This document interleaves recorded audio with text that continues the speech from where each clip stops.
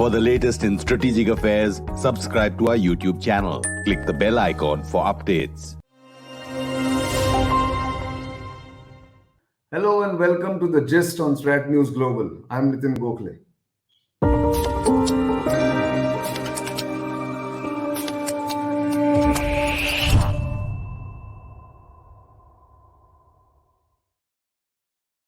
And joining me on the Gist this evening is High Commissioner Gopal Baglay, India's envoy to Sri Lanka, and someone who has been there through the entire crisis that Sri Lanka has faced since 2020, and someone who has been watching the situation, who has been helping Sri Lanka tide over the entire crisis and representing India's stand as well as the assistance that India is providing to Sri Lanka. Welcome to this program, Ambassador, and thank you for giving us your time. Thank you. It's pleasure is mine. Good evening to you and to your viewers. Good evening. Thank you. Let me start with the visit of External Affairs Minister Dr Jaishankar and the outcomes of that visit. So, if you have to look back a little bit to those couple of days or one full day that he spent in Colombo, what are the immediate takeaways for India and Sri Lanka relationships? Well, Nitin, if you permit me, I will go back a little bit in time because this visit, both in the current context as well as its outcome, is actually rooted in the process which began last year in terms of the rollout of Indian financial assistance to Sri Lanka in the country's current economic and forex crisis. But let me also add that in his capacity as External Affairs Minister of India, this is Dr. Jaishankar's fourth bilateral visit to Sri Lanka. He came here in 2019, then 21. Of course, 2020 was the Corona period. We all know the travel. It was not possible during that time. Then in 22 and this year. When Dr. Jaishankar visited as External Affairs Minister last year in March 2022, at that time India had rolled out the line of credit for fuel, and then India signed during that visit, just before that, the credit facility of $1 billion for emergency food, fuel, medicine, fertilizer procurement from India. Now, this is well known to you and to your viewers that India stepped up to the support of Sri Lanka with a package worth around $4 billion just in the first 7 months of last year. So with that process also at the same time, because Sri Lanka was facing tremendous crisis on foreign exchange and there were economic hardships whose consequences also you and your viewers are familiar with, Sri Lanka around March, April last year approached the International Monetary Fund, and after negotiations between the government of Sri Lanka, IMF concluded this staff level agreement on 1st of September. Apart from other conditions and prior actions which IMF and government of Sri Lanka had agreed, one of the requirements for the approval of the IMF package for Sri Lanka, the extended fund facility, a proposed program of $2.9 billion over a period of 4 years. One of the conditions for that or requirement for that is that all the bilateral creditors of Sri Lanka should give financing assurance to IMF that they will work towards making Sri Lanka's debt sustainable. This was because Sri Lanka's debt had been assessed as unsustainable by the International Monetary Fund. In the last few months since September, there were consultations going on between various creditors, the International Monetary Fund, the government of Sri Lanka, Paris Club members, the Paris Club Secretariat with different other, I presume, non-Paris Club creditors also. Perhaps there were discussions with the commercial creditors also. But the financing assurances were not forthcoming. We, as a neighbor, of course, and we saw that there is a delay. Sri Lanka was hoping earlier that the program could be approved last year itself, somewhere in November or at least December. But we saw that this was not happening. And therefore, India decided, like it had earlier also, not to wait for others to take any action, but like the close friend and neighbor of Sri Lanka, first responder to different types of crisis, India extended last week financing assurance to Sri Lanka, to IMF in writing, and Dr. Jaishankar's visit was essentially to send a very strong message both to the government of Sri Lanka, but also to others, the public within Sri Lanka, and also to others outside Sri Lanka, that as a neighbor and close friend, India stands with the people of Sri Lanka at this critical juncture. So that was the main objective of Dr. Jaishankar's visit. Of course, during his visit, he called on the leadership. He held discussions with his counterpart, with a number of cabinet ministers on areas of bilateral economic cooperation, in which we have very intense interaction with Sri Lanka. And in all those areas, there were very constructive, forward-looking, cordial discussions. I will not like to go over the material which you would have seen, which is in public domain, both in terms of the press release put out by the High Commission, and also the statement made by the External Affairs Minister after his call on the Honorable President of Sri Lanka yesterday morning. True, but we would like some more details about what are we looking at as far as India and Sri Lanka cooperation is concerned.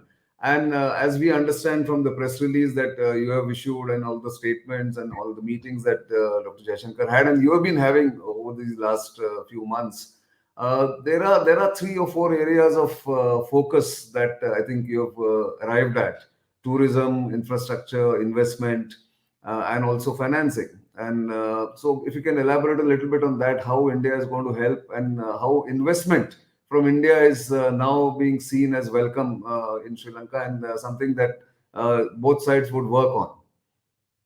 Yeah, sure, Nitin. See, it's like this. Last year, the financial assistance which India came up with, and the humanitarian assistance also, it was in response to request from the government of Sri Lanka. It was in response to the urgent requirement to fill those gaps. But as we know that financial assistance in the form of loans or debt cannot be a solution to seeking prosperity, to seeking growth, to seeking economic recovery, particularly for a country in the situation that Sri Lanka finds itself in right now. So the medium to long-term solution, and everyone agrees on this, is to enhance investment. And that's what we have discussed. In fact, you would recall when we started discussing with the government of Sri Lanka the details of India's financial assistance, which rolled out last year. I would take you back to December 2021. India and Sri Lanka had agreed on 4 vectors of cooperation. One was energy security, the other was food security, the third was currency support for foreign exchange, and the fourth, which is the most important, is the investment. It was agreed that government of India will encourage Indian investors to look at Sri Lanka, and government of Sri Lanka would facilitate investment from India in the sectors of its priority. Now, what are the sectors of Sri Lanka's priority? Obviously, port and shipping is the first, because that is a segment which connects it very intrinsically to the growing Indian economy and the growing Indian trade. As you know, about 70% of transshipment from Colombo port itself is with India. So I'm very happy to note that there is large Indian investment which has come into Colombo port. The West Container Terminal construction work has begun around the month of November last year. There are promising opportunities both for Indian public sector and private sector in the renewable energy segment. Sri Lanka is blessed with good potential for solar energy and enormous potential for both onshore and offshore wind energy. They are putting in place their plans and programs for developing offshore wind. And of course, once they develop surplus energy, surplus renewable energy, India is the next door market. We have seen this in our neighborhood with Bhutan. We have seen this, now we are seeing it increasingly with Nepal, that the generation of surplus power can really lead to not only closer economic connectivity between the any two countries, our neighbors with India, but can also benefit those countries and the people. So renewable energy is the second. Manufacturing, particularly of pharmaceuticals and in automobile segment, there are Indian private sector presence here for long, as you would know, both in the commercial vehicles as well as passenger vehicle. Some of them have started assembly over here, but there has been request from the government of Sri Lanka and the Sri Lankan industry to benefit from India's experience in developing its auto component and auto accessories industry. So that was another area of discussion. Obviously, there is a great deal of scope in terms of cooperation with India in agriculture and even more importantly in dairying.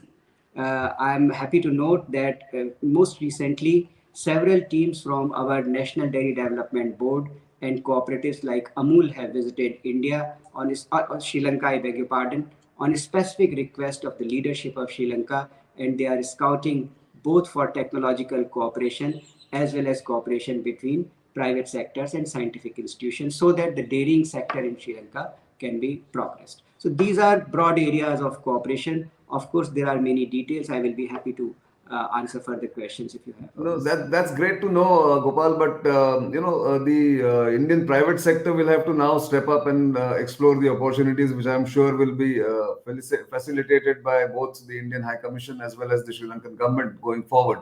Tourism is the other sector where the Sri Lankans are looking for Indian tourists to come in there, and maybe use of Indian rupee for payments for Indian tourists is something is being looked at. Is that something that will work, you think, or there's some more work needed to be done?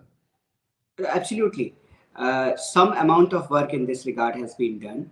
The regulators in both the countries have notified the use of Indian rupees for trade settlements, and that is being done. The banks of both the countries have applied with the respective regulators, and in fact, a few banks have got the permission also. They have opened the Vostro accounts, and as we speak, trade transactions are being settled in Indian rupees, but certainly more can be done in this regard.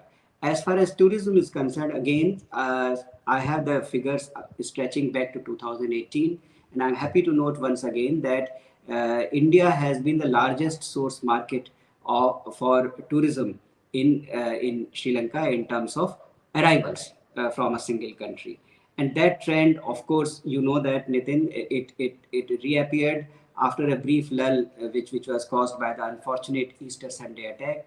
And again, after COVID, once again, when Sri Lanka opened for tourism, Indian tourists have actually responded with great positivity.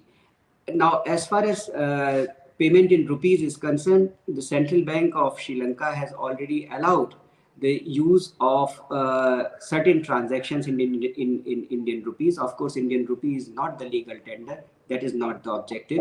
But to facilitate the ease of payment, and for that, transactions have been allowed. We are working very closely with both the government of Sri Lanka and Central Bank of Sri Lanka, as well as other entities in the digital finance sector, so that facilities such as RuPay card and UPI can be used by Indian travelers, and that will enormously facilitate their travel as well as encourage even more Indians to come. In this regard, let me also note, Nitin, that after the break caused by COVID, the Chennai-Jaffna flights have resumed last year. As far as I understand, there are 4 flights per week, and there is very good demand for that. I'm also happy that the government of Sri Lanka has taken the in-principle decision to resume ferry services between different points in the north of Sri Lanka, connecting to the eastern sea coast of India. We are working with the government of Sri Lanka to identify operators and to put in place the requisite facilities at both ends and requisite infrastructure so that ferry services can begin. The point I want to make here is that these measures will obviously help Sri Lanka's economic recovery. They will help trade, they will help tourism, but they will also help Indian people to once again rediscover Sri Lanka that they have known before, of course, COVID came in and stopped some bit of tourism between the two countries. It's very good to know, and in fact, it's been a traditional kind of relationship between the two people. I mean, more than the governments, it is the people who have driven this over the years, much more than the governments, really. But a couple of difficult, wrinkles, if I can use that word, between the two countries. One is, of course, the reconciliation between the majority Sinhala and Tamil communities in Sri Lanka, which the External Affairs Minister once again reiterated that it is in everybody's interest to work towards that. And the second is, of course, the fisheries or the fishermen's issue in north of Sri Lanka or between India and Sri Lanka in the Port Strait. I'm sure there have been conversations on this. If you can throw some light on this and what is India's stand, really. Well, as far as the matters pertaining to or aspects pertaining to reconciliation is concerned, our position is very clear, very consistent. We have advocated and we continue to advocate the full implementation of 13th Amendment, which is, of course, as you know, as your viewers would know, is part of Sri Lanka's constitution. And it what has been agreed by the 13th Amendment is the negotiated devolution of power. So this has been the point of conversation between different political actors and entities within Sri Lanka with the government of Sri Lanka. Recently, you would have noticed that the Sri Lankan leadership has reached out to all political parties and also to Tamil political parties. They have had dialogue with them. They have had conversations with them on how to move forward. The president of Sri Lanka had made the announcement that he would like to address fully or solve the national question. As you know, Sri Lanka is celebrating its 75th year of independence. On 4th of February will be the 75th anniversary of Sri Lanka's independence. And the president is hopeful that in the near future, he would be able to move forward in this regard. So our conversations with with both the government of Sri Lanka as well as with different Tamil political parties have been quite consistent, quite clear, quite consistent with our stated policy. We have always encouraged a direct conversation between Tamil political parties and the government of Sri Lanka. And of course, as a friend, as a close neighbor, we are always available whenever advice is sought. As for fisheries, as you know, this is again a matter which is not very recent. It has been there. It is essentially a humanitarian issue. It is a livelihood issue on both sides, I would say. And Sure. I have interacted myself personally with the fishermen both in Jaffna, in Jaffna, as well as those of them who came to Colombo. I have traveled to Rameshwaram. I have met the fishermen over there in the villages. I have gone and met them, tried to understand their perspective. Uh, there are aspects which both sides need to address. On one hand, we need to find some sort of solutions to this question, which affects livelihood. But the most important thing is that the lives should not be lost on the sea on any side. Most important thing is that force should not be used on the high seas, on the waters, and a humanitarian approach should continue to be used. And this is what we have been emphasizing in our conversations with the government of Sri Lanka. And the other aspect, of course, is that in the crisis that Sri Lanka faced, of course, it impacted the fisheries community also. And India has taken whatever steps we could in terms of extending assistance through the government of Sri Lanka and, of course, through the political leaders, through local leaders to the fishing communities in terms of supplies of kerosene, supplies of dry rations. And we are looking at what type of technological collaboration or other collaboration we can bring in so that even small things like net manufacturing facilities, fishing net, boat repair facilities, etc., or investments into aquaculture and fisheries in Sri Lanka can be looked at. Well, that's great to know. In fact, consistent dialogue is the way forward anyway in these tricky issues. One final question, Gopal, on the trilateral maritime security cooperation between India, Sri Lanka, and Maldives, but especially the Colombo Security Conclave, which has its secretariat in Colombo. Clearly, the security cooperation, the sharing of exchange of information, sharing of intelligence is the key to it. How does that work? Is it working well, or there needs to be some improvement in the mechanisms that we have agreed upon? Well, Nitin, that's a very important question, not only trilaterally, but let me quickly mention that uh, given the location of Sri Lanka and given the long coastline that we have and the interest, the security interest we share not only with Sri Lanka, but all our neighbors, all our maritime neighbors, I think it's extremely important that we continue to maintain a very sharp focus, a very clear focus on cooperation in handling challenges like drug trafficking, arms trafficking, human trafficking, terrorism financing. And I'm happy to note that here that from what I know, there has been very good cooperation, and it has developed both in the bilateral framework. There have been several interdictions in both in the Arabian Sea and towards the Bay of Bengal, in the Palk Strait also, in the southern seas south of Sri Lanka. So there is good exchange between the relevant entities in India and Sri Lanka, but it is important to extend it regionally. And this is where the importance of Colombo Security Conclave comes in. It has made progress. There are now, as you know, at the level of Deputy National Security Advisors, very regular dialogues to implement the decisions taken at the level of National Security Advisors. There are 4 pillars which have been identified to implement specific actions.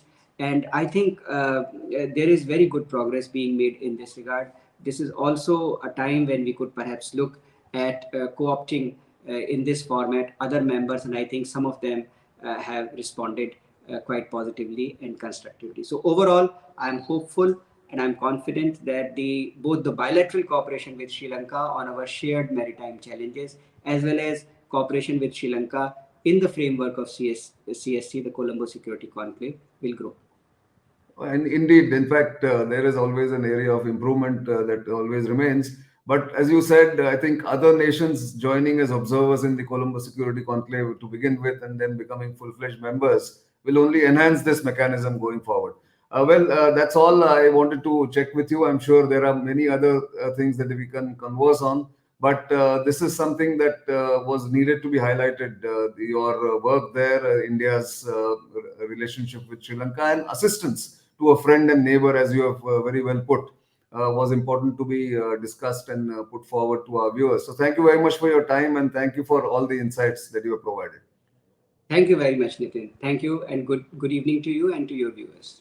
Thank you very much. So, viewers, there you are. High Commissioner Gopal Baglay, India's envoy to Sri Lanka, was speaking to us on the range of issues between India and Sri Lanka and how India is assisting the close neighbor and friend, Sri Lanka, to overcome its current crisis. So, do keep watching StratNews Global. We'll keep bringing to you such insightful conversations. And of course, you know where to reach us. Your feedback is important. Your comments are welcome. And do subscribe to our YouTube channel if you haven't already. And if you have, please do spread the word to your friends, family, and acquaintances. For the time being, it's goodbye.